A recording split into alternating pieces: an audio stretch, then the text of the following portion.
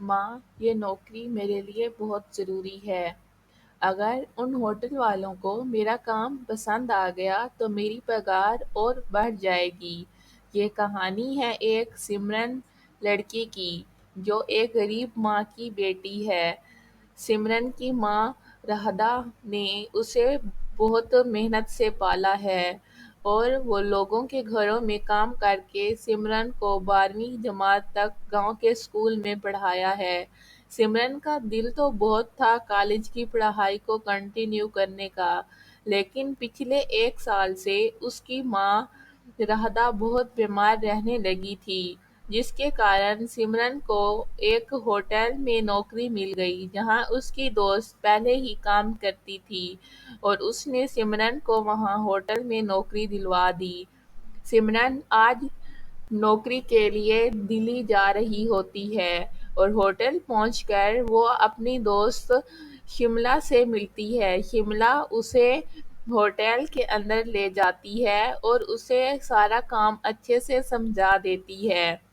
ایسے ہی دن گزرتے ہیں تو ہوٹل کے مینیجر سبھی کو اپنے سارے سٹاف کو اکٹھا کرتا ہے اور اس سے کہتا ہے کہ آج ہمارے ہوٹل میں بہت ہی بڑے سیٹھ رنجیت سنگھ کی بیٹی اپنا برتھ ڈے منانے آ رہی ہیں۔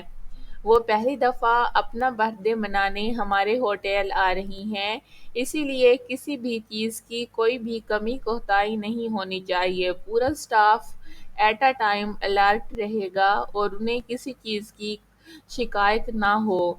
اور سمرن، تم کملا کے استقبال کے لیے باہر گیٹ پر کھڑی ہو جانا اور کوئی بہت اچھا سا اسمارٹ سا ڈریس بھی پہن لینا تاکہ انہیں تم پینڈو نہ لگو۔ سمرن کے پاس تو کوئی خوبصورت سا ڈریس نہیں تھا، فقط ایک ہی پرانا سا لباس تھا۔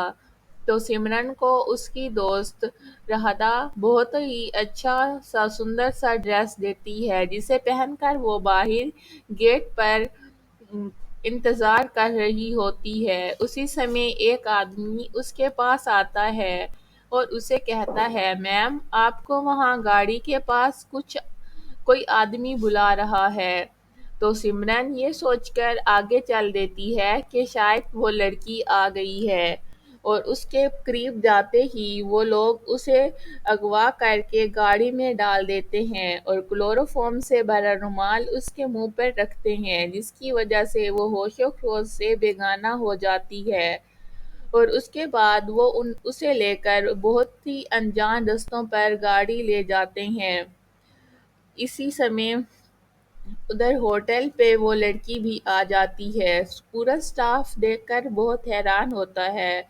اس لڑکی کی شکل بالکل سمرن جیسی تھی۔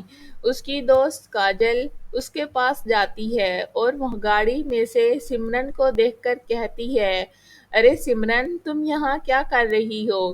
یہ تو کرن میم کی گاڑی ہے اور کرن میم نے آنا تھا، چلو باہر نکلو، اگر انہوں نے دیکھ لیا تو انہیں بہت برا لگے گا۔ اسی سمے کرن باہر نکلتی ہے اور اس لڑکی سے کہتی ہے، کیا آپ کے ہوٹل میں لوگوں کا ایسے سواگت کرتے ہیں؟ کیا آپ کے ہوٹل مینیجر نے آپ کو سینس نہیں سکھائی؟ تبھی پورا سٹاف وہاں جمع ہو جاتا ہے اور ہوٹل کا مینیجر بھی آتا ہے اور کرن سے معذرت کرتے ہوئے کہتا ہے کہ یہ جھوٹ نہیں ہے، آپ کی شکل بالکل سمرن کے ساتھ مل رہی ہے، اسی وجہ سے میرا پورا سٹاف غلطی پر تھا۔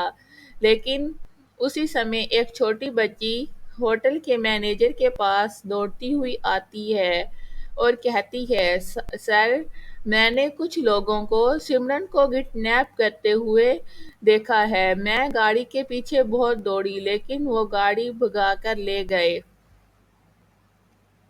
تبھی سبھی لوگ حیران ہوتے ہیں کہ سمرن کی شکل کے جیسی کرن کیسے ہو سکتی ہے۔ تبھی ہوٹل کا مینیجر سمرن کی ماں کو کال کرتا ہے، جسے سن کر وہ دلی کے لیے روانہ ہوتی ہے۔ ادھر کرن بھی اپنے ماتا پتا کو کال کرتی ہے اور انہیں ساری بات بتاتی ہے۔ تبھی سبھی لوگ جمع ہو جاتے ہیں تو کملا کو دیکھ کر سب کہتے ہیں کہ تم یہاں کیا کر رہی ہو، کیونکہ کرن کے ماتا پتا کملا کو جانتے تھے۔ کچھ سال پہلے کملا نے کرن اور سمرن دونوں جڑواں بہنیں تھیں، ان کی پیدائش پر ایک بچی چھپا کر اپنے پاس رکھ لی اور ہمیشہ ہمیشہ کے لیے گاؤں چلی گئی۔ سمرن کی پرورش کی اور حالات کچھ ایسے ہو گئے کہ وہ اس کے پیدائش کے مطابق اسے لائف سٹائل نہ دے سکی۔ اب جب سب اکٹھے ہوئے تو سب کو حقیقت پتہ چلی، تو سمرن کی ماں کاجل کملا نے سب سے معافی مانگی اور سمرن کے پتا جو کرن اور سمرن دونوں کے پتا تھے، اس نے اپنی پاور کا استعمال کرتے ہوئے سمرن کو بہت ہی جلد رہا کروا لیا اور ان بدماشوں کو جیل میں بند کروا دیا۔ اس کے بعد سب لوگ ہنسی خوشی اپنی زندگی گزارنے لگے۔